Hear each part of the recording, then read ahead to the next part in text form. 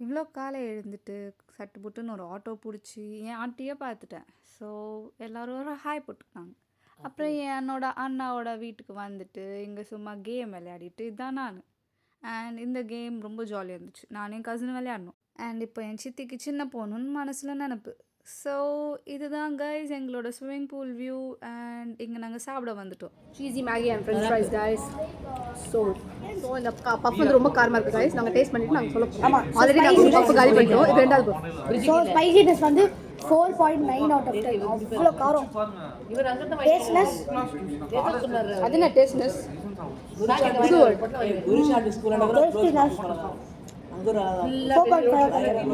ரொம்ப சூப்பராக இருக்குது. நானும் சுபாவும் இப்போ இங்க சாப்பிட வந்தோம்.